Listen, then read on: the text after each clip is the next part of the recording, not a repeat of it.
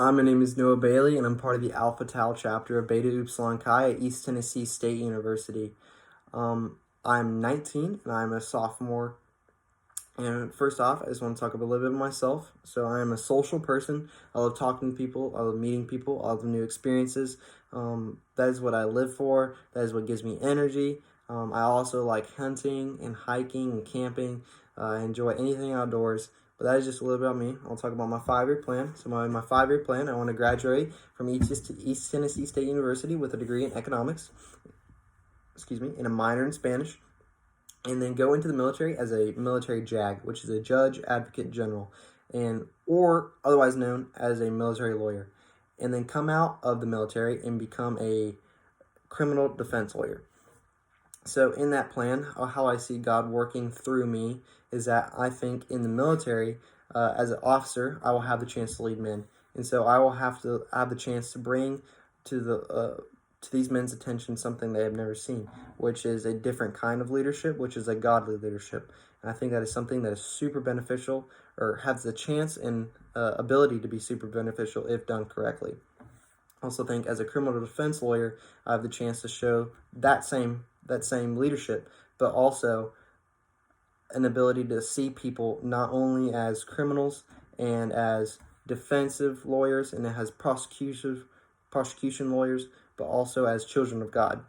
I think that's something that is overlooked mainly and a lot in our lives as we put labels on people like defensive lawyer, judge, criminal. They're not only those things, but they're also children of God. And so that's where I see my Christian walk being played out in those fields.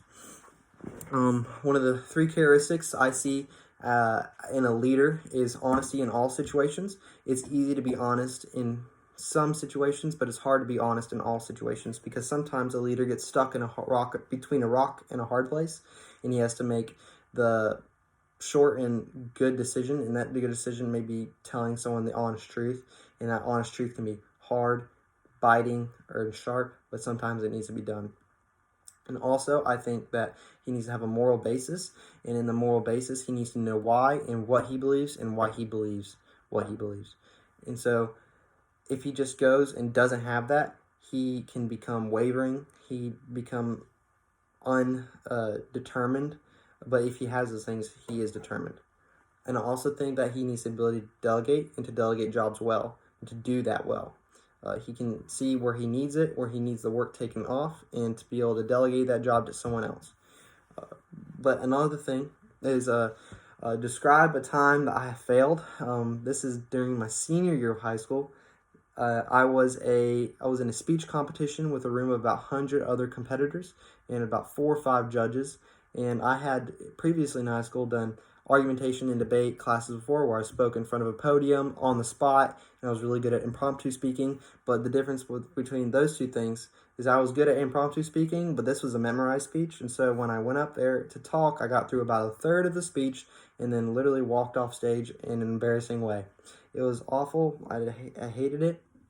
But I think what it taught me is that to not put too much self-confidence in myself, because I definitely did it there. I put way too much bank in my own confidence and my own self, and to always be self-conscious, to always understand why am I doing, what am I doing, and why am I doing this, why am I doing that, what's the purpose of this, what's the purpose of that, but to always be self-conscious in every day. And the last thing is what am I excited for about Israel, and how do I see Israel as an exciting place to take a trip?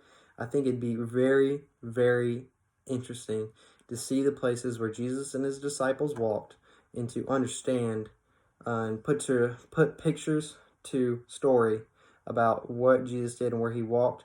And then, I don't know if you've heard the saying, like, you have to see it to believe it, but to not only, I guess, literally believe it, but to see it would be able to help reinforce my belief, and then help those gospel stories even come to life even more than they already are. I think it'd be very beneficial in my walk with God in that manner, and help me connect it easier in my brain.